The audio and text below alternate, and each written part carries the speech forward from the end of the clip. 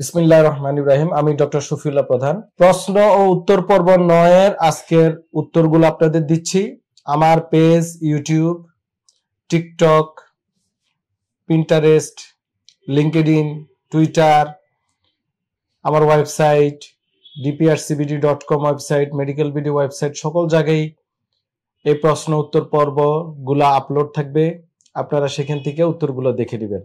হাসনা হানা এই আইডি থেকে আপনি লিখেছেন, আসসালামু আলাইকুম, আমার একটা বিষয় জানার ছিল। আমার আম্মার এজ 46, ওনার 3 মাস হলো অ্যাক্সিডেন্ট করে কলার বোন ডিসলোকেশন, লেফট মানে বাম সাইডটা হয়ে গেছে। অপারেশন ইন্ডিকেশন থাকার পর ও করা হয়নি হার্টের প্রবলেমের জন্য। মাঝে মধ্যে হাত ভারী লাগে, কমপ্লেইন করেন। এখন কি করা উচিত? কোনো সমাধান আছে কি না জানালে হেল্প হতো। অবশ্যই, ধন্যবাদ। আমি আপনাদেরকে একটু বুঝিয়ে দিই কলার বোনের যে ইস্যুটা। এই যে দেখেন, আমাদের যে এটা ডান পাশের একটা ডামি, এই যে ডান পাশের এই যে শোল্ডার জয়েন্ট এর সাথে এই যে কলার বোনটা এসে লেগেছে। দিস ইজ কলার বোন বা বিউটি বোন, আমরা ক্লাভিকল বলে থাকি। তো এইটা অনেক সময় এইখানে মেনিব্রিয়াম এবং স্টার্নাম থাকে। এখানেও ডিসলোকেশন খুব রেয়ার হয়, কিন্তু হয় এখান থেকে। আপনার সাধারণত এটা উঠে যায়, সরে যায়। হ্যাঁ, এই ক্লাভিকলটা।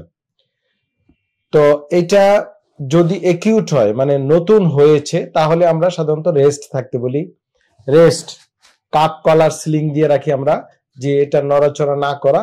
এটা ধরেন কয়েক সপ্তাহ, 2 সপ্তাহ, 3 সপ্তাহ, সর্বোচ্চ 4-5 সপ্তাহ রাখা হয়। এতেই বেশিরভাগ রোগী এটা কারেকশন হয়ে আসে। দেন আমরা অ্যাডভান্স বিভিন্ন থেরাপিউটিক এক্সারসাইজ করে থাকি, বিভিন্ন মেশিনে বিভিন্ন ট্রিটমেন্ট দিয়ে থাকি, বিভিন্ন বৈজ্ঞানিক ইনজেকশন আছে, এগুলো আমরা দিয়ে থাকি। এগুলা করলে মোস্ট অফ দ্য রোগী ভালো থাকে। এখন আপনার মার ক্ষেত্রে যেটা হয়েছে, যেহেতু নতুন হয়েছে, আমার মনে হয় এই প্রটোকলটা মেনটেন করাই ভালো। এখন ধরেন 1-2 মাস যাওয়ার পরেও আপনি যখন অ্যাডভান্স বিভিন্ন চিকিৎসা করলেন, ওষুধ খেলেন, ভালো হচ্ছে না, এক্সারসাইজ করছেন বা ডাক্তার সাহেবদের কাছে গেলেন, বিভিন্ন জায়গায় ঘুরতে ঘুরতে বিভিন্ন থেরাপি সেন্টারও দিতে থাকলেন, একের পর এক ভালো হলো না, দেন আপনাকে সেটা অনেক সময় এটাকে মানে যদি আপনার ব্যথা বেদনা বেড়ে যায়, কষ্ট হয়, তখন এটাকে সার্জারি করে লাগিয়ে দিতে হবে। এইটা শুধু ব্যথা বেদনা ছাড়া বড় কোনো প্রবলেম হয় না। আর যদি এটা বড় কোনো মানে কষ্ট না হয়, তাহলে এইটা সার্জারি না করলেও চলে। মোস্ট অফ দ্য রোগী এইভাবেই চলতে পারে।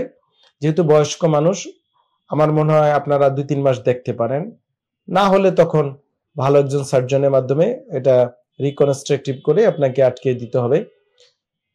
তারপরেও ভালো না হলে হয়তো বাত ব্যথা বিশেষজ্ঞ চিকিৎসককে দেখাতে হবে। আশা করি উত্তরটি পেয়েছেন। নাসরিন আক্তার, আপনি লিখেছেন, আসসালামু আলাইকুম স্যার। ওয়ালাইকুম সালাম রহমতুল্লাহ বারাকাতুহ। মাঝের হাড়ে, মেরুদণ্ডের হাড়ে জ্বালা পোড়া করে, মাংসপেশিতে বিড়বিড় করে, এর সমাধান কি? এই যে দুইটা কথা বলেছেন, একটা হচ্ছে মেরুদণ্ডের হাড়ে কি করে জ্বালা পোড়া, আর একটা হচ্ছে কি বিড়বিড়। তো আমাদের মেরুদণ্ডের হাড়ে জ্বালা পোড়া আর বিড়বিড় সাধারণত বিভিন্ন কারণে করতে পারে, এবং এই দুইটাই কিন্তু পেইন। অনেক সময় আপনারা পেইন কাকে বলে সেটা নিয়ে কনফিউজ থাকেন। আমার কাছে এসে বলেন, স্যার আমার মেরুদণ্ডে কোনো ব্যথা নাই, পেইন নাই, কিচ্ছু নাই। কি আছে? এই আপনার মতো কথা বলবে, জি জ্বালা পোড়া করে, বিড়বিড় করে। বিভিন্ন এলাকার আঞ্চলিক ভাষা যেমন লইয়া যায়, খাইয়া যায়, সিলকায়, সাবায়, কামড়ায়, এরকম বিভিন্ন অনুভূতির কথা আপনারা বলতে পারেন। অল আর পেইন। তো নাসরিন আক্তার, আপনার বয়স, পেশা, ওজন, উচ্চতা এগুলো বলা দরকার। মেরুদণ্ডে বয়স ভেদে বিভিন্ন সমস্যা হয়। এই যে দেখেন, মেরুদণ্ড আমাদের শিরদাঁড়া নিচের অংশ, কোমরের থেকে নিচের অংশটা বিভিন্ন সমস্যা হয়। মহান রব্বুল আলামিন এত সুন্দর করে আমাদের শরীরকে তৈরি করেছেন, প্রতিটি স্ট্রাকচারের আলাদা কাজ আছে, এবং প্রতিটি স্ট্রাকচারই যদি any pathology, any disease, disorder হয়, এনি ইনজুরি হয়, তখনই ব্যথা বেদনা, জ্বালা পোড়া, বিভিন্ন সমস্যা দেখা দিতে পারে। তো এই জন্য আপনাদের আরো ডিটেলস ডাটা আপনাদের দরকার, বয়স, পেশা, ওজন, উচ্চতা, কোন ইনজুরি আছে কিনা। তারপরে আমি আপনাকে সাজেস্ট করব আপনি আমার যেহেতু পেজ এবং ইউটিউবে আছেন অবশ্যই সাবস্ক্রাইব করে রাখবেন এবং পেজ লাইক দিয়ে রাখবেন, তাহলে আপডেট ভিডিও পাবেন। এবং সেখানে গিয়ে পিঠের বিভিন্ন ব্যায়াম আছে, এই ব্যায়ামগুলো আপনি করবেন, দেখবেন লিখবেন পিঠের ব্যথার ব্যায়াম বা ব্যাক পেইনের ব্যায়াম ডক্টর শফিউল্লাহ প্রধান সার্চ দিলে চলে আসবে। হ্যাঁ, আগে সমস্যাটা লিখে আমার নামটা লিখবেন, সমস্যা লিখে আমার নাম লিখবেন, দেখবেন প্রচুর ব্যায়াম ভিডিও চলে আসছে, রোগীদের রিভিউ আছে, রোগীদের ভিডিও আছে, ওগুলা দেখলে দেখবেন আপনার অনেকাংশে উপকৃত হচ্ছেন। আর এই ক্ষেত্রে আমি আপনাকে একটা সাজেস্ট করব মিকোবেলামিন 0.5 mg ট্যাবলেট, একটা করে দুবেলা 1 মাস খেয়ে দেখেন, আশা করি কমে যাবে। পানি বেশি করে খাবেন, ব্যথা নাশক ক্রিম বা মলম পিঠে দিতে পারেন এবং আমার শিখানো ব্যায়ামগুলো করেন। এবং আমরা যে নিয়ম কানুন বলি আপনাদেরকে, বসা চলা ফেরা বারবার, এগুলা মানতে হবে। বেশিরভাগ রুগী মানতে চান না, বা আপনারা ভালো হয়ে গেলে আবার আগের মতো কাজটা করেন, তখন দেখা যায় প্রবলেমটা আবার ফিরে আসতে পারে। ধন্যবাদ। মোহাম্মদ সজীব সাহেব, আপনি আমাদের ঠিকানা সবকিছু শেয়ার করেছেন, আপনাকে অসংখ্য ধন্যবাদ। যে এটা একটা সদগায়ে জারিয়া, যে রুগীদেরকে ঠিকানা দিয়ে দিচ্ছেন, ফোন নাম্বার দিয়ে দিচ্ছেন আমাদের। আল্লাহ পাক আপনাকে নেক হায়াত দারাজ করুক, আপনার মনের আশা পূরণ করুক এবং আপনি পৃথিবীতে সুস্থভাবে থাকেন, এটা আমরা চাই। আব্দুর রফ মিয়া এই আইডি থেকে আপনি লিখেছেন, আসসালামু আলাইকুম স্যার। ওয়ালাইকুম সালাম রাহমাতুল্লাহি ওয়া বারাকাতুহু। বয়স 33 বছর, রংপুর। আমি 5 বছর হয় কাঠের চেয়ারে বসা অবস্থায় পিছন পাশে পড়ে যাই।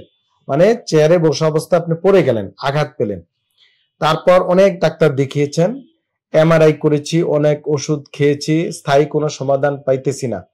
ঘাড়ে ব্যথা করে, মাথা ব্যথা করে, আমি সবসময় মানসিক টেনশনে থাকি। আপনাকে দেখাতে চাই, এমআরআই রিপোর্ট আপনার কাছে পাঠিয়ে দিলাম, একটু দেখেন স্যার, প্লিজ একটু পরামর্শ দিবেন। তো আব্দুর রব সাহেব, আপনার যে রিপোর্টে লেখা আছে আপনার ঘাড়ে C34 এবং C4567 disc prolapse. So disc prolapse PLID নিয়ে, ঘাড়ের ব্যথা নিয়ে আমার প্রচুর ভিডিও আছে, অবশ্যই আপনি দেখেছেন।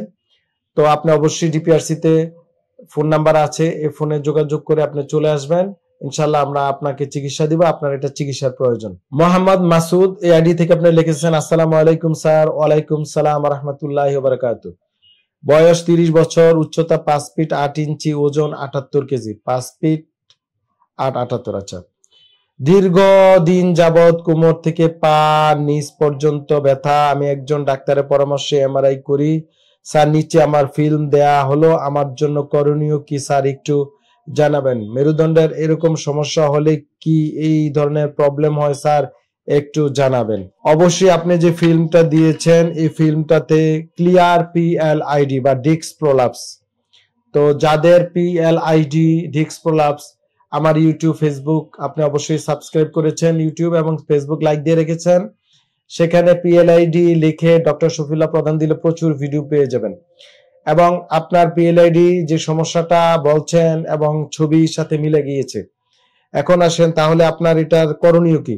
আপনাকে আমার প্রাইমারি সাজেশন, আমার ইউটিউব গিয়ে আপনি ব্যায়ামগুলা শিখবেন, বসা চলাফেরা মেনটেন করবেন, 10-12 দিন আপনি রেস্টে থেকে দেখেন, কাজকর্ম ভারী কাজ, সামনে ঝুঁকে কাজ, এগুলো অ্যাভয়েড করেন। ট্যাবলেট পেরিসন বা টলপেরিসন 50 mg একটা করে দুবেলা 1 মাস খান, ব্যথানাশক মলম দেন, মেনটেন করে চলেন। যদি দেখেন ইমপ্রুভ হয়েছে ভালো, আর ইমপ্রুভ না হলে সোজা DPRC তে ফোন দিয়ে চলে আসবেন, ইনশাল্লাহ আপনাকে হয়তো কিছুদিন 15-16 দিন এখানে হসপিটালে এডমিশন থাকতে হতে পারে। তো আপনার এটা খুবই প্রাথমিক পর্যায়ে আছে, না হলে এটা পরে আবার সার্জারিতে যেতে হতে পারে। ধন্যবাদ। এবং আপনার মতো যত রোগী আছে সবার জন্য একই মেসেজ, একই উত্তর।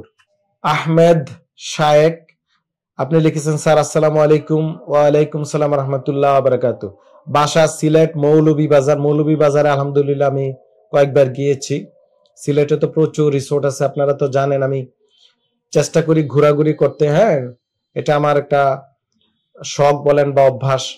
ও আপনি প্রবাসী, সৌদি আরব থাকেন, সমস্যা নাই। আপনার বয়স 32, উচ্চতা 5 ফিট 5, ওজন 64, রোগের নাম ধরন PLID। আপনার হসপিটালে ভর্তি ছিলাম। ওকে, আসার পর রেস্টে থাকার জন্য বলেছেন, অবশ্যই রেস্টে আছি। আমার বাম পায়ের কোমরের নিচে, পায়ের হাঁটুর নিচে শক্ত একটু টান লাগে, ঝিঝি করে। সেটি ব্যায়াম করলে, মানে ডিএন দেওয়ার পর, ব্যায়াম করার পর এটা ছেড়ে দেয়। ওকে, পরবর্তীতে কোনো প্রবলেম হবে কিনা স্যার? আর আপনি জানতে চেয়েছেন নামাজ স্বাভাবিকভাবে পড়বেন কিনা, চেয়ারে বসে নামাজ পড়বেন না স্বাভাবিকভাবে পড়বেন, এবং আমাকে ভালো থাকার জন্য আল্লাহর কাছে আপনি দোয়া করেছেন, ধন্যবাদ আপনাকে।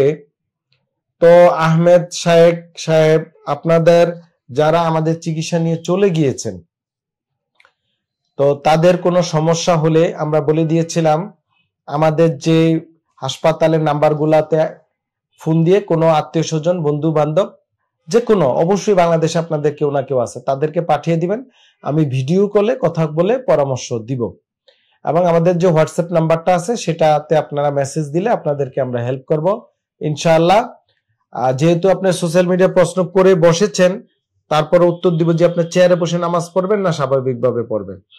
প্রথমত পিএলআইডি রোগটা আপনাকে আমরা জানিয়ে দিয়েছি, চিকিৎসা দিয়েছি, আলহামদুলিল্লাহ আপনি ভালো হয়ে গিয়েছেন। এখন আপনাকে মেইনটেইন করে চলতে হবে। মেইনটেইন যে কারণে পিএলআইডি হয়েছে, ধরেন আপনি সামনে ঝুঁকে ঝুঁকে কাজ করলেন, ভারী কাজ করলেন, অতিরিক্ত মেইনটেইন করলেন না, আমরা যে এক্সারসাইজ গুলা শিখিয়েছি সেটা করলেন না, অতিরিক্ত পরিশ্রম করলেন, হ্যাঁ, বা একেবারে বসে থাকলেন, বসা সারাদিন লেজি অবস্থায়, এগুলা থেকে সমস্যাটা বেড়ে যায়। সো এগুলা করা যাবে না। পিএলআইডি চিকিৎসা ভালো হয়ে যাওয়ার পর আমরা 1 থেকে 2 মাস রোগীদেরকে চেয়ারবিহীন, বা 1 থেকে 2 মাস আমরা রোগীদেরকে চেয়ারে বা ইশারা নামাজ পড়া, ভারী কাজ সাবধানে করা, এগুলা বলে থাকি। এগুলা আপনাকে মেনটেন করতে হবে। দেন আস্তে আস্তে 2-3 মাস পর থেকে আপনি অবশ্যই আস্তে আস্তে ছোট ছোট নামাজ, ধরুন 2 রাকাতের যে নামাজগুলো, আপনি স্বাভাবিকভাবে পড়ার চেষ্টা করবেন। তবে নামাজ পড়ার আগে ট্রাই করে দেখবেন যে রুকু দিতে অসুবিধা হচ্ছে কিনা, সেজদা দিতে অসুবিধা হচ্ছে কিনা, একটু প্র্যাকটিস করে দেখবেন, হ্যাঁ। দেন যদি দেখেন নো প্রবলেম হচ্ছে না, কোনো সমস্যা নাই, তাহলে আস্তে আস্তে আপনি 2 রাকাতের নামাজগুলো পড়বেন, তারপরে মাগরিবের 3 রাকাতের নামাজ, এইভাবে আপনি যে 4 রাকাতের ফরজ নামাজগুলো এইভাবে পড়ার চেষ্টা করবেন আস্তে আস্তে। আর শুরুতে নফল নামাজ বা সুন্নত নামাজগুলো আপনি আরো কিছুদিন চেয়ারে বসেন, পরে আস্তে আস্তে সেভাবে যাবেন। সবচেয়ে বড় কথা হচ্ছে কোমরের শটান টান টান হয়ে যদি আপনারা না বসেন, টান টান হয়ে যদি কাজ না করেন, তারপরে হাঁটা চলাফেরা, হাঁটা, সুইমিং এগুলা না করেন, রিকভারি এক্সারসাইজ না করেন, রিকভারি নিয়ে আমার ভিডিও আসবে, তখন এই প্রবলেমগুলো আবার দেখা দেয়। আপনি জানেন কেন হয়েছিল আপনার এই সমস্যাটা। সো আপনাকে ওইভাবে মেনটেন করে আপনাকে চলতে হবে। আপনার সমস্যা আছে, এখন হুট করে বন্ধুদের পাল্লায় পরে আপনি কি করলেন, একদিন ইচ্ছা মতো ক্রিকেট খেললেন, ফুটবল খেললেন, দৌড়াদৌড়ি করলেন, হ্যাঁ, 2 বন্ধু ঝাপটাঝাপটি করলেন, আছে না, দুষ্টামি করলেন, বা হঠাৎ করে মাথায় বিশাল বোঝা নিয়ে বসলেন। সো এই জাতীয় কিছু করা যাবে না। এবং আপনার এই মেসেজের মাধ্যমে যারা আমার রুগী না, আশা করি আপনারা বুঝতে পেরেছেন, পিএলআইডি রুগীর এগুলো মেনটেন করতে হবে, সোজা হয়ে চলাফেরা করতে হবে, মেরুদণ্ড সোজা হয়ে বসতে হবে। আবার ধরেন একটান এক জায়গায় বসছেন, 1 ঘন্টা পর একটু দাঁড়ালেন, উঠলেন, বা এক জায়গায় দাঁড়িয়ে আছেন, একটু 1 ঘন্টা পর একটু বসলেন। এইভাবে মুভমেন্ট জীবনের জন্য মুভমেন্ট খুব এসেনশিয়াল। আমরা যারা পুনর্বাসন চিকিৎসক, পেইন নিয়ে কাজ করি, রিহ্যাবিলিটেশন নিয়ে কাজ করি, আমরা কিন্তু মুভমেন্ট নিয়ে কাজ করি। মুভমেন্ট খুব ইম্পর্টেন্ট। সো আপনাদের মুভমেন্টে থাকতে হবে। যখনই একই কাজ সারাদিন 12 ঘন্টা, 14 ঘন্টা, 8 ঘন্টা করছেন, মুভমেন্ট করেন না, পজিশন চেঞ্জ করেন না, এবং আর্গোনমিক্স জানেন না, মানে বসার চলাফেরার কাজের রুলস না জানেন, এখন আমি ভালো হয়ে গেছি, আমি আমার মতো চলবো, কথা শুনলেন না, তখন প্রবলেমটা দেখা দেয়। আবার কোনো কারণে একটু ব্যথা হওয়া মানেই কিন্তু প্রবলেম এসে গেছে, এটা ভয় পাওয়ার কোনো কারণ নেই। সো আপনাদের আত্মীয় স্বজন, বন্ধু বান্ধব কাউকে সোজা পাঠিয়ে দিবেন, আমি আপনার সাথে ভিডিও কলে কথা বলে আপনাকে বুদ্ধি পরামর্শ দিব। ভালো থাকবেন। তাহমিনা আক্তার, আপনি লিখছেন হাঁটু ব্যথা অনেক বেশি, কি করব এখন? তাহমিনা, আপনি বয়স লেখেন নাই, ওজন লেখেন নাই, উচ্চতা লেখেন নাই, কি করেন, কোথা থেকে করেন, আপনি একটু অলস প্রকৃতির লোক বোঝা গেল, এবং কম ধৈর্য। একটা ডাক্তারকে কিছু লেখার সময় অবশ্যই আপনাকে ধৈর্য ধরতে হবে। ধৈর্য ধরে লিখতে হবে ডিটেলস, এই ব্যাপার।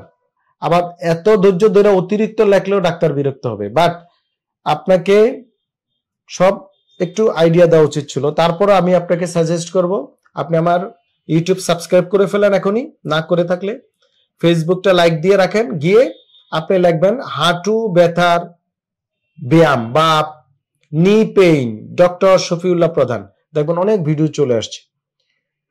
মোটামুটি হাঁটু ব্যথার ইতিহাস, হাঁটু ব্যথার বংশ পরিচয়, হাঁটু ব্যথার কারণ, টাইপ কেন হয় না হয় সব দেওয়া আছে ভিডিওগুলা। সেটাও যদি ধৈর্য না হয় আর কি করবেন, ব্যথা নিয়ে থাকতে হবে। আশা করি উত্তর পেয়েছেন।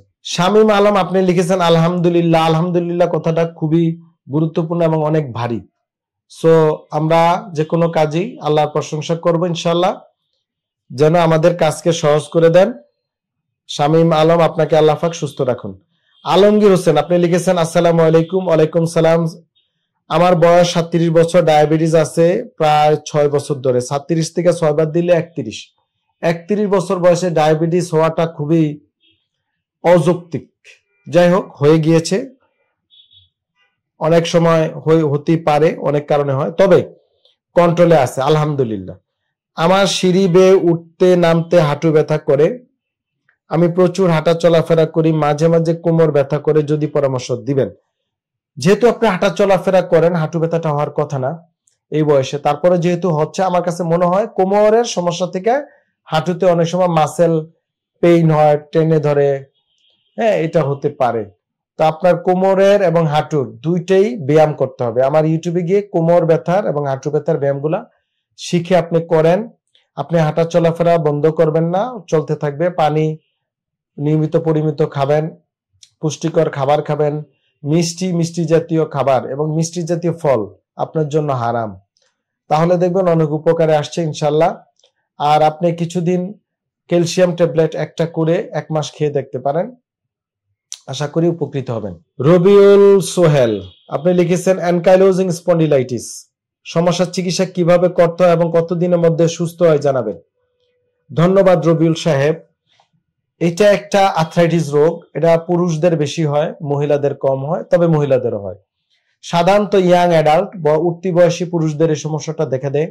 প্রথমত স্যাক্রোআইলাইটিস। স্যাক্রোআইলাইটিস মানে এই যে দেখেন কোমরের, এটা মেরুদণ্ড কোমরের অংশ, আর এটা আমাদের যে পেলভিস বোন, এখানে এই ইলিয়াম বোন, এই যে দুই পাশে দুইটা দেখেন, দুই পাশে ইলিয়াম বোন এবং এই স্যাক্রাম, এখানে যে জোড়াটা আছে, এই দুই মানে বাটকের দুই পাশে কোমরে ব্যথা শুরু হয় প্রাইমারিলি স্যাক্রোআইলাইটিস। তারপর আস্তে আস্তে আস্তে মেরুদণ্ডে ব্যথা হতে থাকবে, পুরো মেরুদণ্ড ব্যথা হতে থাকবে।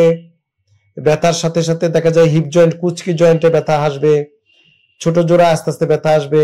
রোগী এক পর্যায়ে ডানে বামে তাকাতে পারবে না, ঘুরতে বললে ঘুরতে পারবে না, রোগী নামাজ পড়তে কষ্ট হবে, সামনে ঝুঁকতে পারবে না, অনেক সময় হিপ জয়েন্ট নষ্ট হয়ে গিয়ে নিচে বসতে পারবে না। তারপরে রোগী দুর্বল লাগবে, শরীর শক্ত হয়ে আসবে। এক পর্যায়ে রোগী কয়েক বছর পরে দেখা যাবে যে রোগী পঙ্গু হয়ে বিছানায় পড়ে আছে।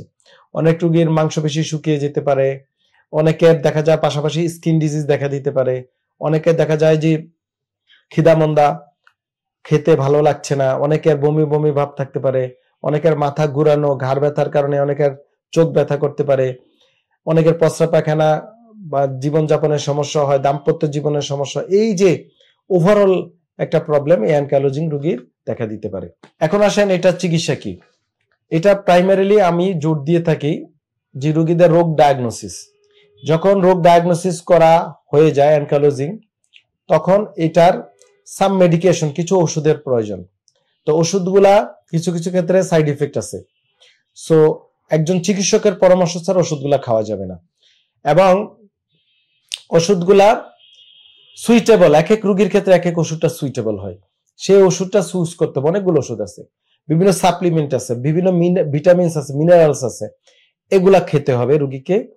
এবং আপনাকে অ্যাডভান্স পুনর্বাসন চিকিৎসা করতে হবে। তো এই জাতীয় হাসপাতাল বাংলাদেশে প্রাইভেটলি আলহামদুলিল্লাহ ডিপিআরসি সবাই চিনে। তো আমরা এই জাতীয় রোগীর পুনর্বাসন এখানে করি, এতে পেইন কমে যাবে, এই যে চোরার জমে যাওয়া শক্ত হয়ে যাবে, এগুলা সব ফ্রি হয়ে যাবে। আপনি দেখবেন আপনি সুস্থ আগের মতো হয়ে গিয়েছেন। তারপরে রোগীকে ফলো আপে থাকতে হয়। ওকে, ধরেন 2 মাস পর পর একবার দেখা করতে হবে, মাঝে মাঝে 2-3 মাস বা 6 মাস পর পর ব্লাড টেস্ট করে দেখতে হবে কি অবস্থা আছে। এটা এমনি তো সুস্থ মানুষেরও ব্লাড টেস্ট করা লাগে।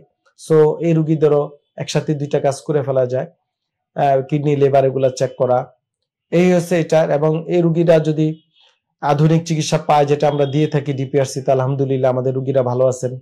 রুগী 10 বছর পরে আসে, 6 বছর পরে এসে বলে স্যার আরেকটা রুগী নিয়ে আসছি, 2 বছর পরে নিয়ে আসে আরেকজন, জি স্যার আমি ভালো আছি আলহামদুলিল্লাহ। কিন্তু রুগীদের একটা প্রবলেম, বেশিরভাগ রুগী ফলো আপ করে না, আবার খারাপ হয়ে গেলে তখন আসে। এর মধ্যে হয়তো চিকিৎসা বন্ধ, ব্যায়াম বন্ধ, সাঁতার কাটা বন্ধ, সব বন্ধ। অ্যানকালোজিং রুগী আপনাকে বলবো, not only you, every patient যারা অ্যানকালোজিং স্পন্ডিলাইটিস আক্রান্ত, আপনারা নিয়মিত গরম পানিতে সাঁতার কাটবেন। গরম পানি পাবেন কোথায়? গরম সিজনে, শীতে তো আর পাবেন না। আর যাদের আল্লাহ পাক টাকা পয়সা দিয়েছে তারা জাকুজি, সোনা, স্টিম বাথ, হ্যাঁ, কুসুম গরম পানিতে সুইমিং, অনেক আছে যেগুলা হিটিং ব্যবস্থা আছে, সেখানে সুইমিং করবেন। সুইমিং এর উপরে বাবারে কোনো ওষুধ নেই, হ্যাঁ, অ্যানকালোজিং রোগীর জন্য swimming is the best healer and killer of disease. So আপনাদের সুইমিং করতে হবে। আশা করি উত্তর পেয়েছেন। এস এম মিজান শরীফ, আপনি লিখেছেন যে আপনার 28 বছর বয়স, বাম উরু, উরু মানে থাই, থাইতে আপনার চিন চিন করে, ঝিঝি করে, রিম রিম করে, এই জাতীয় সমস্যাটা মাংসপেশির প্রবলেম থেকে হতে পারে সাধারণত। তবে আপনার বয়স, পেশা, ওজন, উচ্চতা আরো ডিটেলস লেখা দরকার ছিল। অনেক সময় ভিটামিনস, মিনারেলসের অভাব হয়। অনেক সময় কোমরে প্রবলেম থাকলে, কোমরে যদি নার্ভাস সিস্টেম ডিসঅর্ডার থাকে, কোমরে ডিস্ক প্রলাপস থাকে, কোমরে রক্তচাপ খেয়ে থাকলে বা মাসেল বিভিন্ন প্রবলেম থাকলে তখন এই জাতীয় সমস্যা দেখা দিতে পারে। তো এই ক্ষেত্রে আপনাকে যেটা বলবো, আমার ইউটিউব এবং ফেসবুক নিয়মিত ফলো করেন। ইউটিউব এবং ফেসবুকে যে ব্যায়ামগুলো আছে, স্পেশালি উরুর ব্যায়াম, আমার ইউটিউব ফেসবুকে, এবং কোমর মেরুদণ্ডের ব্যায়াম, এগুলো আপনি করবেন। পরিমিত পানি খাবেন প্রতিদিন। ভিটামিন ডি সমৃদ্ধ খাবার খেতে হবে, যেমন প্রতিদিন একটা ডিম খাবেন, তারপরে হচ্ছে দুধ খাবেন, এগুলা খাবেন। সূর্যের আলো লাগাবেন, হ্যাঁ। তারপরে যদি সম্ভব হয় সাইক্লিং করে দেখতে পারেন, সাইকেল চালিয়ে, যদি আপনি পারেন, আই ডোন্ট নো, যদি পসিবল হয়। তারপরে হচ্ছে আপনার সাঁতার কেটে দেখতে পারেন। আশা করি সমস্যাটা কমে আসবে ইনশাল্লাহ। এমডি শাহানুর নূর মন্ডল, এই আইডি থেকে আপনি লিখেছেন, আসসালামু আলাইকুম স্যার। ওয়ালাইকুম সালাম। নাম আবুল হোসেন, যাই হোক আইডিয়ার নাম ভিন্ন। বয়স 64, পেশা মসজিদের মুয়াজ্জিন, ডান পায়ের হাঁটুতে দীর্ঘদিন থেকে ব্যথা, এবং ব্যথার কারণে হাঁটতেও ভালোভাবে বসতে পারছেন না। অনেক জায়গায় চিকিৎসা করার পরেও কোনো উন্নতি হচ্ছে না। এই কারণে 28 বছর ধরে করা মুয়াজ্জিনের চাকরিটা যাওয়ার উপক্রম। ইন্না লিল্লাহি ওয়া ইন্না ইলাইহি রাজিউন। আল্লাহ পাক আপনাকে সুস্থতা দান করুন, কারণ আপনি একটা বিশাল খেদমতের কাজ করছেন। আমাদের যে নামাজের জন্য আপনি আমাদেরকে আহ্বান করেন, এবং সেটাও বন্ধ হয়ে গেলে আপনার জীবিকার ব্যাপার আছে, তারপরে হচ্ছে আহ্বানের ব্যাপার আছে। এই কাজটা আপনি নিয়মিত করেন। তো 64 বছর বয়সে যারা আছে তাদের যেটা হয় হাঁটুতে, আপনাদেরকে হাঁটু দেখায়, হাঁটুটা দেখেন, এই যে যেটা হয় যে এই উপরে ফিমার, নিচে টিবিয়া, এবং এই দেখেন বাটি, পেটেলা, সামনে বাটি, হাঁটু, এবং ভিতরে দেখেন কত কিছু, হ্যাঁ, আল্লাহ সৃষ্টি, হ্যাঁ, কঠিন জিনিস। তো এই যে হাঁটুটা সাধারণত আপনার যে বয়স সেটাতে ক্ষয় হয়। ক্ষয়টা কিভাবে বোঝা যায় আমি বুঝাই। আমরা যখন এক্সরে করি তখন দেখা যায় যে এই হাড় বা বোনস এন্ড দিস বোনস, এই দুই বোনসের যে মাঝখানে যে একটা ফাঁকা থাকার কথা, এই কার্টিলেজের কারণে সে ফাঁকাটা নেই, লেগে গিয়েছে। তারপরে হাঁটুর থেকে আবার এরকম দাঁতের মতো হাড় বের হয়, এক্সট্রা ফাইন্ডিংস। তো হাঁটু ব্যথা রুগীর আমি সাধারণত এমআরআই করাই না। মোস্ট অফ দ্য রুগী আমরা এক্সরে দিই, আমরা বুঝে ফেলি যে কি ঘটছে।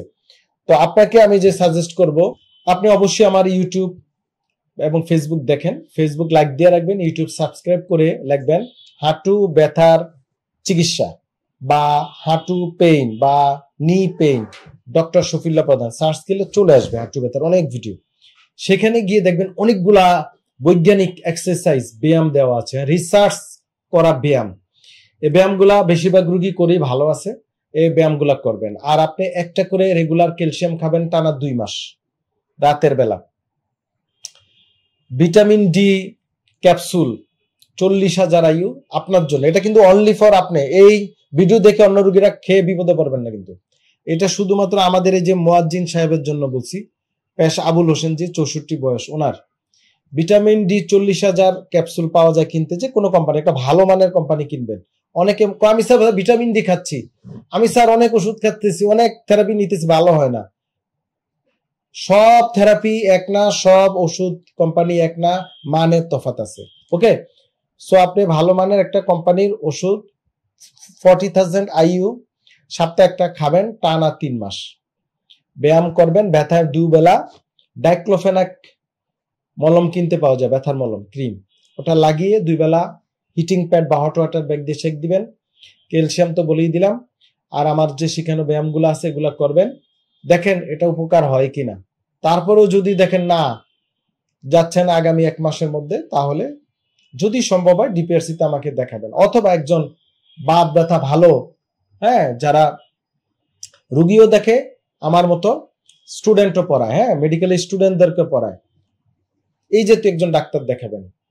শুধু রুগী দেখে আবার শুধু মাস্টারি করে এই জাতীয় ডাক্তার না, যারা দুইটা একসাথে করে, তাহলে হচ্ছে কি এদের অভিজ্ঞতা বেশি, এই জাতীয় ডাক্তার আপনি দেখাবেন। আর আপনার ওজনটা লেখেন নাই, সো আপনার ওজন একটা ইম্পর্টেন্ট। যদি আপনার ওভার ওয়েট হয়, I don't know, over weight হলে আপনার কমাতে হবে। ওজন কমানোর জন্য মিষ্টি জাতীয় খাবার বাদ দিতে হবে, শর্করা মানে ভাত রুটি কমাতে হবে, প্রয়োজনে ফাস্টিং মানে সিয়াম পালন করা, সকালে খালি পেটে থাকা মানে নাস্তা না খাওয়া, এইভাবে ওজন কমাইতে হয়। এটা একটা টেকনিক। হ্যাঁ, আমার বেশিরভাগ রোগী এভাবে ওজন কমিয়ে ফেলে আলহামদুলিল্লাহ। আশা করি আপনার এই পরামর্শটা উপকার হবে এবং আল্লাহ পাক আপনাকে সুস্থতা দান করবেন। লিমন প্রধান, আমার বংশের লোক পেয়ে গেছি আলহামদুলিল্লাহ। আমি হচ্ছি শফিউল্লাহ প্রধান, উনি হচ্ছে লিমন প্রধান। আপনার বাড়ি কোথায় কি কিছুই লেখেন নাই। প্রধান বংশের লোক এরকম এত ইয়া না, অধৈর্য না, ধৈর্য ধরতে হবে। হ্যাঁ, আপনাকে সব লিখতে হবে, আপনার নাম, বয়স, ঠিকানা, পুরা নাম, হ্যাঁ, ওজন, উচ্চতা, কি করেন, কতদিন, এটা ডিটেলস লিখতে হবে। যাই হোক, আপনি লিখেছেন লিমন প্রধান, আমার বুকের বাম পাশে ব্যথা করে, বাম পাশ, বুকের বাম পাশে ব্যথা, হৃদয়ের ব্যথা, সাথে সাথে ধরফর করে, এখন কি করব? তো বাম সাইডে যদি ধরফর করে, এটা এরিথমিয়া বলি, হ্যাঁ, কার্ডিয়াক এরিথমিয়া, হার্টের টেকিকার্ডিয়া বিভিন্ন কারণে হতে পারে। Lots of cause of left chest pain and tachycardia বা এরিথমিয়া, বিভিন্ন কারণে, একটু ভয় পাইলে, না ঘুমালে, একটু মানসিক পেরেশানি থাকলে অনেকের এটা হয়, অনেকের বিভিন্ন এন্ডোক্রাইন ডিসঅর্ডার থেকে হতে পারে। লটস অফ কজ আছে। তো আমার মনে হয় আপনি দেরি না করে আপনি ফার্স্ট একজন মেডিসিনের ডাক্তার দেখাতে পারেন। জি, আপনার একটা ইসিজি করে দেখলো, বুকের একটা এক্সরে করে দেখলো কোনো প্রবলেম আছে কি না, থাইরয়েড টেস্টটা করে দেখা যেতে পারে। তারপরেও না হলে হয়তো আমাকে দেখতে হবে। তো আপনি একটু এটা করেন, আর শ্বাস প্রশ্বাসে ব্যায়াম করবেন। আমার ইউটিউব সাবস্ক্রাইব করেন, ইউটিউবে গিয়ে দেখবেন বুকের বিভিন্ন ব্যায়াম আছে। আমি করোনাকালীন প্রচুর ব্যায়াম দিয়েছি, করোনাকালীন বুকের শ্বাস প্রশ্বাসের ব্যায়াম। এই ব্যায়ামগুলো আপনার জন্য প্রযোজ্য। প্রতিদিন রাতের বেলা, early to bed early to rise makes a man healthy wealthy and wise. যত তাড়াতাড়ি উঠা যায়, তত তাড়াতাড়ি শোয়া যায়, তত মানুষের জন্য ভালো। সো তাড়াতাড়ি 8টা 9টা 10টার মধ্যে ট্রাই করবেন ঘুমিয়ে পড়তে। টানা 6 থেকে 7 ঘন্টা ঘুমাবেন। এই ঘুমটা সাউন্ড স্লিপ হইতে হবে। এই অভ্যাসটা করলে দেখবেন আপনার এই সমস্যাটা অনেকাংশে কমে আসছে। ভাজা পোড়া তৈলাক্ত খাবার এগুলা বাদ দিবেন। ঠিক আছে, আল্লাহর উপরে ভরসা রাখেন, তাওয়াক্কালতু আলাল্লাহ, এভাবে আপনি চলেন, দেখবেন এটা ভয়ের কোনো কারণ নেই। তারপরে নূর খন্দকার, মাশাআল্লাহ, এই পর্যন্ত আপনার প্রতিটা পর্বে প্রশ্নের উত্তর দিয়েছি। এই আইডিয়া আমি যেটা মনে হচ্ছে, যে আবারও উত্তর দিব। আপনি হয়তো আমার ফ্যান, তো যার কারণে আপনি বারবার লিখতেছেন, তো আপনার উত্তর আমার দিতে হবে বারবার, কোনো অসুবিধা নাই। আপনি লিখছেন আসসালামু আলাইকুম রহমতুল্লাহ বারাকাতু। ওয়ালাইকুম সালাম রহমতুল্লাহ বারাকাতু। আমার বাবার বয়স 60 বছর, ওজন 75 কেজি, উচ্চতা লেখেন নাই। আমার বাবার সমস্যা হচ্ছে হাঁটুর ভিতর ব্যথা, ভালো করে হাঁটতে পারে না, অনেক ডাক্তার দেখেছি, অনেক ওষুধ খেয়েছি, অনেক পরীক্ষা নিরীক্ষা করিয়েছি, অনেক অনেক সব করে ফেলেছেন, কিন্তু কি এটা বলেন নাই, কি পরীক্ষা কি হয়েছে এটা লেখেন নাই, কিন্তু ওষুধে কোনো কাজ হয় নাই। ডাক্তার বলেছে উনার নাকি হাঁটুর ভিতরে হাড্ডি ক্ষয় হয়ে গিয়েছে। এখন আমার বাবার করণীয় কি? হাঁটু ক্ষয় নিয়ে কিন্তু আমি কয়েকজন উত্তর দিয়েছি, ইতিপূর্বেই দেখিয়েছি যে হাঁটু ক্ষয়ের কি হয়, আমাদের যে মুয়াজ্জিন সাহেবের প্রশ্নের উত্তরও দিয়েছি। তো আপনার বাবার ক্ষেত্রে একই প্রশ্নের উত্তর, একই, ওনার ক্ষেত্র যা আপনার বাবার ক্ষেত্র তা। তারপরেও যেহেতু উনি অনেকদিন কষ্ট পাচ্ছে, যদি সম্ভব হয় আপনি একজন ব্যথা বিশেষজ্ঞ ডাক্তারকে দেখাবেন, না হলে ডিপিআরসি তে আপনি নিয়ে আসতে পারেন, আমরা দেখে দেব ইনশাআল্লাহ। রিও মরিয়াম, ওকে, আইডি থেকে আপনি লিখেছেন আমার বয়স 28 বছর, হাঁটুর ব্যথা করে, কি করব? আরো ডিটেলস লেখা উচিত ছিল, পেশা, ওজন, উচ্চতা, যাই হোক লেখেন নাই। হাঁটু ব্যথা নিয়ে এক এক অনেকগুলো প্রশ্নের উত্তর দিয়েছি। তা 28 বছরে সাধারণত হাঁটু ব্যথা হওয়ার কথা না। তারপরে যদি ব্যথা হয়, হাঁটু ফুলে যায়, উঠবস করতে কষ্ট, হাঁটুর মধ্যে কটকট করে, ভটভট করে আওয়াজ করে, নিচে বসতে পারেন না, বসলে উঠতে পারেন না, খুব বেশি হয়, তাহলে অবশ্যই দ্রুত একজন বাত ব্যথা বিশেষজ্ঞকে দেখায় ফেলবেন, দেরি করবেন না। একটা এক্সরে করলে সহজ হয়ে যাবে। আমার সাজেশন, আপনি আমার একই কথা আমার ইউটিউব ফেসবুকে গিয়ে হাঁটু ব্যথার ব্যায়ামগুলো দেখবেন, ওই পুরো ভিডিওটা দেখবেন, ডিটেলস এটা করবেন। আর আপনার জন্য আমি কোরাল ক্যালসিয়াম একটা ট্যাবলেট পাওয়া যায়, কোরাল ক্যালসিয়াম, ভালো কোম্পানির, একটা করে খাবেন টানা 1 মাস, খেয়ে দেখেন, ব্যথানাশক মলম দিয়ে দেখেন, গরম শেক দিয়ে দেখেন, আশা করি উপকৃত হবেন। চলাফেরা করবেন, হাঁটা চলাফেরা করবেন। অনেক হাঁটু ব্যথা রুগী আছেন, আপনারা চেয়ারে বসে নামাজ পড়েন, একটু ব্যথা হলি আমাদের অনেক ডাক্তার সাহেবরাই পরামর্শ দেয়। আমরা যারা পুনর্বাসন ব্যথা নিয়ে কাজ করি, ব্যথা বিশেষজ্ঞ, আমরা যারা প্যারালাইসিস বিশেষজ্ঞ, আমরা বলি মুভমেন্ট জীবনের জন্য, জীবন মুভমেন্ট, মুভমেন্ট জীবন, জীবন মানে মুভমেন্ট। এখন আপনার মুভমেন্ট নাই, আপনার টাকা পয়সার মালিক, সম্পদের মালিক, পাওয়ার, ক্ষমতা, আপনার কথা মানুষ নড়াচড়া করে, উঠবস করে, কিন্তু মাগার আপনি কি লড়তেও পারেন না, সরতেও পারেন না, ইয়া ভুরি একটা, আপনার লড়তেও পারেন না, হাঁটতেও পারেন না। আপনার এই জীবনের দরকার কি? না, আমি বুঝতে পারি না এই কথা। সো চেয়ারে বসে নামাজ পড়বেন, সিঁড়ি পাইবেন না, হাঁটবেন না, চলবেন না, ফিরবেন না, টাকা কামাইবেন, ব্যথা কারণে হাঁটা চলাফেরা নাই, এই জীবনের কোনো মূল্য নাই। আমার মনে হয় ইসলামিক যারা স্কলার তারা আমার সাথে একমত। সো হাঁটা চলাফেরা করতে হবে, স্বাভাবিকভাবে নামাজ পড়তে হবে, সবকিছু স্বাভাবিকভাবে করতে হবে। অসুস্থ হলে চিকিৎসা করতে হবে, স্পেশালিস্টকে দেখাতে হবে, বিশেষজ্ঞ চিকিৎসকের মাধ্যমে চিকিৎসা করতে হবে, যার তার কাছে না। এখন আমি একটা বিল্ডিং করব, আমার তো একজন আর্কিটেক্টের কাছে যেতে হবে ড্রয়িং এর জন্য, আবার সিভিল ইঞ্জিনিয়ারের কাছে স্ট্রাকচার কিভাবে তৈরি করবে এগুলা দেখার জন্য, আবার ইন্টেরিয়র ডিজাইনের কাছে যেতে হবে। অনেক এক একটা পেশা আলাদা। ইঞ্জিনিয়ারিং যেমন আলাদা আলাদা পেশা, ডাক্তারি পেশাও বিভিন্ন স্পেশালিস্ট, বিভিন্ন পেশা, এক এক ক্ষেত্রে এক এক ডাক্তারের এক এক চিকিৎসা, এক এক ডাক্তারের স্পেশালিস্টের পরামর্শ নিতে হবে। এখন আপনি যদি আমার কাছে হার্টের রোগ নিয়ে আসেন, হার্ট, তাহলে তো আমি ভাই স্পেশালিস্ট না হার্টের, আমি তো হার্ট স্পেশালিস্ট না, আমি হচ্ছে বাত ব্যথা পুনর্বাসন স্পেশালিস্ট, প্যারালাইসিস স্পেশালিস্ট। সো আপনাকে স্পেশালিস্টের কাছে যেতে হবে। তারপরে প্রশ্ন, তোফাজ্জল হোসেন, সম্ভবত আপনি এর আগে সালাম দিয়েছেন, আবার প্রশ্ন করেছেন। আপনি একটু ধৈর্য ধরে প্রশ্ন করা উচিত ছিল আগেই, মানে একটা দেন আবার একটা ছাড়েন, আরেকটা দেন আরেকটা ছাড়েন। হ্যাঁ, এটা হয়, আমাদেরও একটু ধৈর্য ধরতে হবে। আপনি লিখেছেন স্যার আমার ছেলের হিপ জয়েন্টের গোড়ালি বাটির সমস্যা।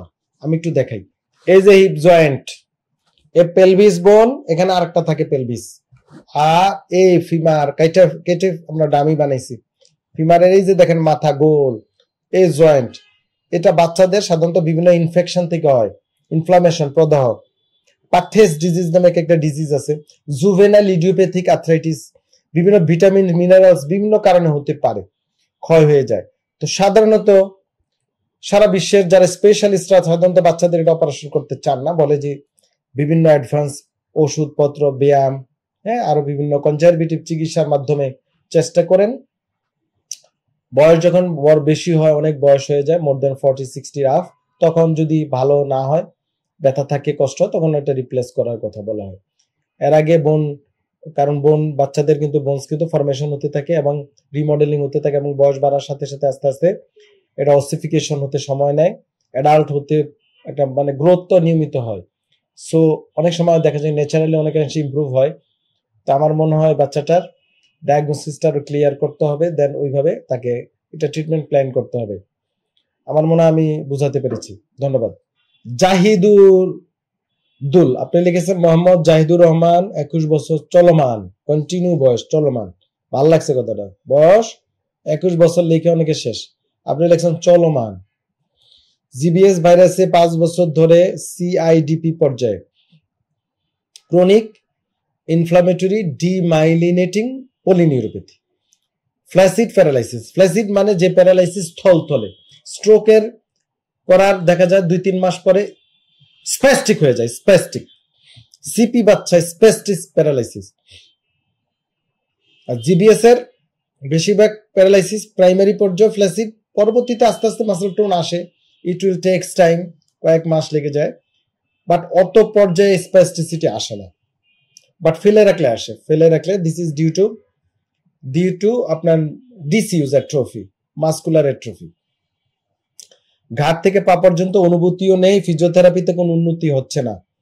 ফিজিওথেরাপি যে সেন্টারগুলো সারা দেখে আপনারা দেখেন, এখানে বেশিরভাগ ক্ষেত্রে কোনো ডাক্তার নেই। ফিজিওথেরাপি চিকিৎসা নিয়ে অনেকে জানেনই না। অনেকে মেডিকেল টেকনোলজি যারা প্যারামেডিক করে বা ডিপ্লোমা বা 3 বছরের কোর্স করে এসএসসি পাশের পর তাদেরকে অনেকে ফিজিওথেরাপিস্ট আপনারা ভাবেন। এটা বাংলাদেশের আইনের সাথে সাংঘর্ষিক। বাংলাদেশ রিহ্যাব কাউন্সিল আইনে বলা হয়েছে, কোনো একটা লোক যখন এইচএসসি সায়েন্স ব্যাকগ্রাউন্ড থাকতে হবে, এসএসসি এইচএসসি সায়েন্স ব্যাকগ্রাউন্ডের পরে যখন কোনো অনুমোদিত বিশ্ববিদ্যালয়, যেমন ঢাকা বিশ্ববিদ্যালয়, অনুমোদিত ইনস্টিটিউট, মেডিকেল কলেজ, হাসপাতাল বা যে কোনো ইনস্টিটিউট, যেমন নিটোর পঙ্গু পোস্ট গ্রাজুয়েশন ইনস্টিটিউট, এখানে ফিজিওথেরাপি ডিগ্রি দেয়, বা যে কোনো পাবলিক ইউনিভার্সিটি দিতে পারে, যশোর বিজ্ঞান প্রযুক্তি বিশ্ববিদ্যালয় এই ডিগ্রি দেয়। এই জাতীয় মেডিসিন ফ্যাকাল্টির আন্ডারে বা হেলথ সায়েন্সের আন্ডারে ব্যাচেলার ডিগ্রি নেয় এবং 4 বছর পর 1 বছর ইন্টার্নশিপ করে হাসপাতালে রুগী দেখে এবং ওই লাইসেন্স প্রাপ্তির যোগ্য হয়, সে হচ্ছে ফিজিওথেরাপিস্ট। তো যাদেরকে আপনারা ফিজিওথেরাপিস্ট দেখেন, সেন্টার দেখেন, এখানে দেয়ার ইজ নো ফিজিওথেরাপিস্ট। যারা ফিজিওথেরাপিস্ট পরিচয় দেয়, দে আর ভুয়া কোয়াক, যার কারণে প্রবলেম হয়। এখন ব্যাটসোর হয়েছে, আমার জিবিএস কোনো রুগীর ব্যাটসোর হয়নি আল্লাহর রহমতে। ডিপিআরসি তে একটা রুগীরও ব্যাটসোর হয়নি এই পর্যন্ত, এবং জিবিএস এর অনেক রুগীর ভিডিও আমার ইউটিউব ফেসবুকে দেয়া আছে, আপনারা অবশ্যই দেখেছেন। অবস্থা আরো খারাপের দিকে যাচ্ছে। আপনি অনেকগুলো ফিজিওথেরাপির কিছু ইকুইপমেন্টের নাম লিখেছেন, আপনারা নিজেরই এখন ইদানিং ডাক্তারি শুরু করে দিচ্ছেন। আপনি আবার জানতে চেয়েছেন এই থেরাপিগুলো কার্যকর কিনা, কি আপনি কি নিজে ডাক্তারি করবেন? আপনি যদি ডাক্তারের কাছে জানতে চান যে এই থেরাপিগুলো আপনার কাজ হইব কিনা, আপনি কি রুগী নাকি আপনি ফিজিওথেরাপিস্ট, এটা ক্লিয়ার হওয়া দরকার। আবার আপনি লিখছেন স্টেম সেল কতটা কার্যকরী, আবার আপনি জানতে চেয়েছেন আপনার কাছে চিকিৎসা নিলে খরচ কেমন, নিম্নবিত্ত মধ্যবিত্ত এসব আয়তা আসবে কি না। প্রথম কথা হচ্ছে, আপনি কিছু থেরাপির নাম বলছেন, লিখে দিচ্ছেন কিছু মেশিনের নাম, আমি পড়ি। আপনি লিখছেন ফিজিও, এটা কি আই ডোন্ট নো। আকুপাংচার শুনেছেন, আপনি শুনেছেন, আমি শুনেছি। NMES আপনি লিখেছেন, ওজন ইত্যাদি অনেক কিছুর নাম বলছেন। ভাই, এটা একটা মেডিকেল সায়েন্স, হেলথ সায়েন্স, এটা ডিগ্রি লাগে, পড়ালেখা করে লাগে, এবং রোগী অনুযায়ী, রোগ অনুযায়ী, আলাদা আলাদা অবস্থা অনুযায়ী, কন্ডিশন অনুযায়ী, কতদিন আগে হয়েছে, এখন কি অবস্থা, অ্যাসেসমেন্ট অনুযায়ী ম্যানেজমেন্ট হয়। আমি কি বুঝাইতে পেরেছি? কয়েকটা মেশিনের নাম লিখে দিলে হবে না, কয়েক লক্ষ ইকুইপমেন্ট আছে ফিজিওথেরাপি চিকিৎসকরা সারা পৃথিবীতে ব্যবহার করে, এবং এক এক কোম্পানিটা এক এক রকম। তাহলে আপনি কয়টার নাম বলবেন? এটা নির্ভর করে এই ডাক্তার সাহেব এই জাতীয় রুগী দেখে ভালো হয়েছে কিনা। যদি যে ডাক্তার সাহেবের কাছে গিয়ে জিবিএস রুগী ভালো হয়েছে, ওই ডাক্তার সাহেবের কাছে যান, উনি যদি ফু দেয়, পানি ফোড়া দেয়, ও আপনি ভালো হবেন ইনশাল্লাহ। আমি বুঝাইতে পারছি। এবং যদি সে ডাক্তার হয়, চিকিৎসক হয়, এবং আমাদের মতো অথেন্টিক সেন্টার থাকে ডিপিআরসি, যেমন, আমি বুঝাইতে পেরেছি। আর আপনি স্টেম সেল, হ্যাঁ স্টেম সেল জিবিএস নিয়ে কাজ করছে, বাট বাংলাদেশে অত একটা এখনো আমরা ওরকম ডাটা পাই নাই। ইট ইজ ওয়ার্কিং, সারা পৃথিবীতে স্টেম সেল নিয়ে কাজ হচ্ছে, বাট এখনো কোনো সুনির্দিষ্ট উত্তর দেওয়ার মতো কোনো ডাটা নেই যে কাজ করবে কিনা।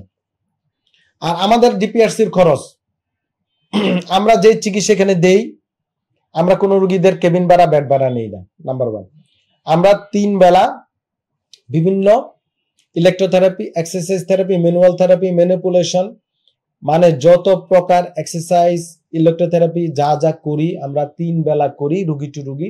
সাধারণত এই 3 বেলা যে খরচটা আমরা নেই, আমরা নিয়মিত আমাদের এমবিবিএস ডাক্তাররা রুগী দেখে স্ট্যান্ড বাই থাকে, diploma nurse, BSc nurse, nursing council অনুমোদিত, দে আর স্ট্যান্ড বাই। আমার মেডিকেল টেকনোলজিস্ট, ফিজিওথেরাপি তারা থাকে, দে আর স্ট্যান্ড বাই। তারা এক একটা রুগী মানে পুরো সুপার অবজারভেশনে থাকে। আমি নিয়মিত দেখি, আমাদের এনাদার স্পেশালিস্টরা দেখে। আমাদের যে পরিবেশ, আমরা 3 বেলা রুগীর খাবার, রুগীর কোনো ড্রেস লাগে না, এখানে কিচ্ছু লাগে না, আমরা সব প্রোভাইড করি। সার্ভিস, রুগীর আনা নেওয়া, সব যা সাপোর্ট দেই, আমরা যে খরচ নেই পৃথিবীতে আমি চ্যালেঞ্জ, যদি কেউ আমার সাথে চ্যালেঞ্জ নিতে পারে, কোনো ডাক্তার কোনো হাসপাতালে কম খরচে চিকিৎসা দিতে পারে, আমি হাসপাতাল চালাবো না। আর আপনাকে কি বলবো, আশা করি বুঝতে পেরেছেন। চ্যালেঞ্জ যদি কেউ নিতে পারে আমি রাজি আছি, আপনার সাথে করে নিয়ে আসবেন ওনাকে। দেওয়ান শামীম, আপনি লিখেছেন আসসালামু আলাইকুম, আমি শামীম দেওয়ান, age 42, ankle joint ligament injury, okay, 4 month past, still cannot walk properly. Calf muscle and back muscle are very much tight. Leg is weak and stiffness. Okay, Mr. Shamim Dewan, you are suffering ankle sprain. Ankle sprain means ankle joint injury. There are lots of ankle ligament we have. I want to show you ankle. Mr. Dewan, this is an ankle model here. This is tibia, lower end of tibia and lower end of fibula, and below talus, calcaneum and another bones here. Foot joint. So there are lots of ligament here. Ankle sprain is a common injury in sports. Also, a general people may get injury anytime, anywhere. So at first need to diagnosis. Is this tear is complete or partial? So according to injury, we decide to give treatment. You also say some problem. 4 month first, still cannot walk properly. Calf muscles and back muscles are very tight. Leg is weak and stiffness. So I suggest you, please consult with a pain and rehab specialist. He will give you proper treatment and suggest you better treatment. If you know Bangla, you may visit my YouTube and Facebook. There are lots of ankle sprain, ankle injury, ankle pain, exercise, health tips. So you will be benefit inshallah. আরো প্রচুর প্রশ্ন আসছে, video বিশাল লম্বা হয়ে যায়, আপনারা বিরক্ত হয়ে যান, কারণ এত বড় ভিডিও আপনার প্রশ্নটা কোথায় ঢুকে গেল। আর প্রশ্ন নিচ্ছি না, অতি শীঘ্রই প্রশ্ন উত্তর পর্ব 10 আমরা পোস্টার দিব, সেখানে আবার আপনারা কমেন্টে লিখবেন যারা প্রশ্ন করতে চান। সবাই ভালো থাকবেন। আসসালামু আলাইকুম ওয়া রাহমাতুল্লাহি ওয়া বারাকাতুহু। ডিপিআরস লিমিটেড, আস্থা, বিশ্বাস ও নির্ভরতায় অবিচল।